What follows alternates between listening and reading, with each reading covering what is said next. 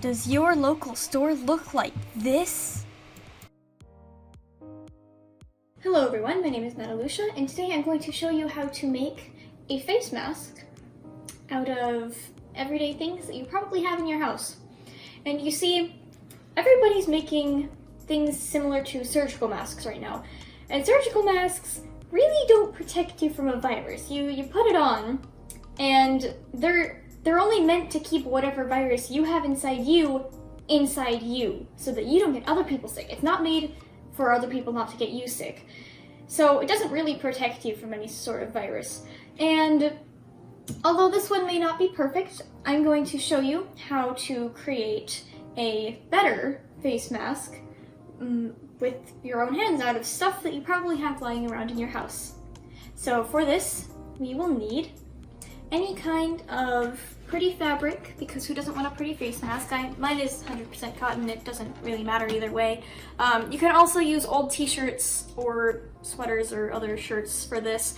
It doesn't matter what really quality the fabric is. We also need some of this stretchy material. Elastic. Yeah, it's called elastic. You can also find it in skirts and pants and things. We need some simple pantyliners, some women's pantyliners, and a single packet of coffee. So I conducted an experiment. So now we're going to take one of these masks, just simple, thin fabric mask that everybody's making on YouTube right now, expecting it to protect them from a virus. And so now we're going to take this, and we're going to see, is it going to protect us from a virus? Can it protect itself from water? And so now we're going to take this, and pour it in, and there it goes. Nope. You think this is going to protect you from a virus if it can't protect itself from a little bit of water? I don't think so. Take just your normal, everyday, thin, small women's pantaliner, and we're going to see how well this can withstand water. Why, you ask? Well, I'll explain that later. First, we just need to do the experiment. Just bear with me. And so now we're going to pour a little bit of water in here and see. Well, doing pretty good right now, huh? Seems okay. And it's still holding on. And even if we put some on the edges, it's still not breaking through, is it? So as we can see, even though it's a really thin one, and it's just kind of the most basic one you can possibly find, it's holding all the water on top. And right here, even if I touch it here and here, which are also very wet on the top, but it's totally dry on the bottom, especially here. And here just kind of got to the side a little bit, but it didn't actually break through the pantyliner itself. So this does a way better job than normal fabric. And now we're going to use this and combine it with a face mask. The reason why we're using these really thin, kind of basic pantyliners is because you can kind of breathe through them. Like, even on the package, it's advertised breathable. So, I mean, just for demonstrational purposes, I'm gonna take a clean one here and just... It's fine, I can breathe. It's all good. But these, the stronger kinds, A, they're more expensive, and B, you cannot breathe through them at all. It's like, it's like suffocating yourself, basically. Don't do that. And so that's why we're using these. And you can literally buy like a pack of 40 of these for like $1 at Dollar Tree. Now we're going to make a 8-inch by 14-inch rectangle on a piece of fabric. This measurement is also known as 20 by 36 centimeters. And now we cut out our rectangle. Now we're going to take our rectangle and we're going to put it face side inward, like so. And we're going to create a little dot on the center fold here. And we're going to do the same thing on the inside, like so. And now we need a piece of elastic that's 6.5 inches long.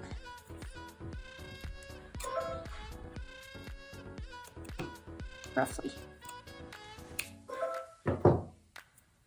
So now we're going to pin one end of one piece of elastic about 1 centimeter down from the center marking that we just made. Like this. Now we open it up again, take the other end of the elastic and pin it about 1 centimeter away from the bottom, just like we did the first one. Now we're simply going to do the same thing with the other side. We're going to pin this one down about 1 centimeter down from the center marking we made on the inside, and then afterward we're going to do the same thing with the same piece of elastic on the bottom edge, like this. Now we're going to sew along this line here, and we're going to leave a couple inches right here so that we can turn it inside out.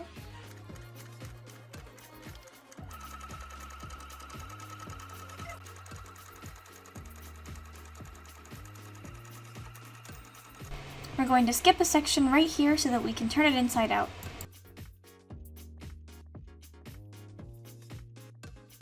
Now we're going to turn our mask inside out using the hole that we just left unsewn, and all you have to do is pull on the elastic since it's sewn to the corners of the mask. Very easy.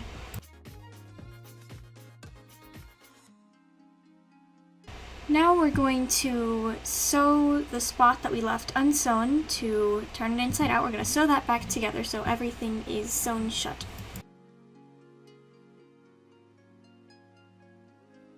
Now we're going to iron the mask so that everything is nice and crisp and straight.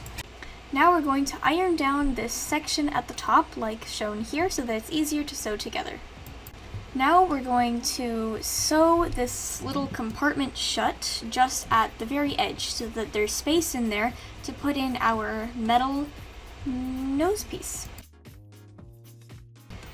Because the sides are open, you can remove the metal piece whenever you iron it or wash it. Now we're going to make 3 folds of equal width, 1 centimeter each, 1 in the middle and 2 on the sides, and we're going to pin them shut. Make sure the folds are as equal as possible, and if you're using patterned fabric, then try to make it line up with the pattern. There's 1 in the middle and 2 on the sides. Now we're going to sew the folds shut on the side like shown here, and be sure to remove the pins as you sew.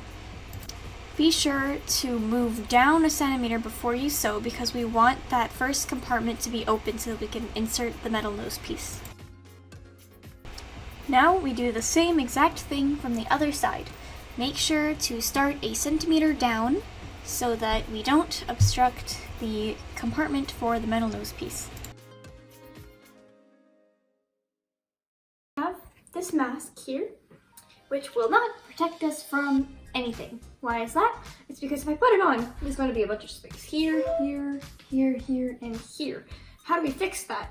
Well, on these surgical masks, they have this little metallic insert base thing, and you can use it to make the shape of your nose and cheeks the way yours is on your face, and it'll just cause everything to just kind of be on your face the way it should be because of this one little area. Where are we gonna find one of these? Well, my friend, I have the solution for you. Coffee. So, to obtain, you just take out this handy little wrapper that you can find in coffee bags like this. You can also find it in bags of potatoes and fruit and other things, so you probably have one. And so now all we're going to do is simply thread this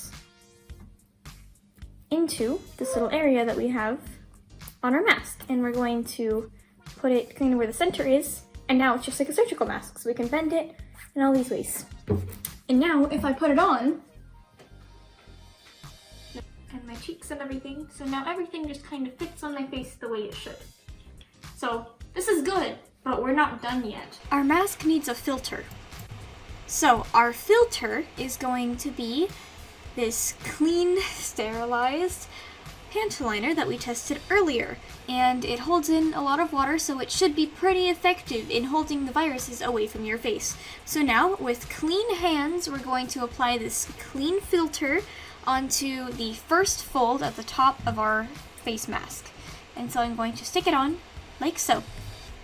And now, with clean hands, we're going to take this clean mask with this clean filter and put it on a clean face. Because even if you have all this protection, if you have dirty hands and you scratch your nose with it, you're still gonna get sick. And the point here is that the other masks people are making, or these surgical masks, they really don't protect you from anything, and even the surgical masks, it's recommended to change out your mask every 2 hours.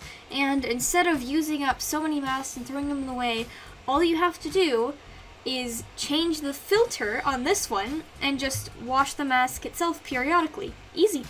And so now all we have to do is take Another filter. or 2 if one isn't enough. And the first one goes right at the top here, so all you have to do is spread out the folds and plop it in. And you can put a second one in there too, which makes it even better. And so you just put this on your face and mold it around your nose, and it works great. And I can breathe perfectly, and I can feel that it's already like way more dense and like way better. And so it's not a perfect mask because it's still gonna let some stuff in. It's not like your professional mask, of course, but we made it out of stuff that we had at home, and you probably have at home too, and you don't have to go out to the store to buy these because they probably won't even have anything. Thanks, Corona. So anyway, at least it's better than this, cheaper than this, and it's cute. So now that our mask is done and you know how to make it, that's all for today's video. I wish that you all stay in good health and in good spirits. Bye!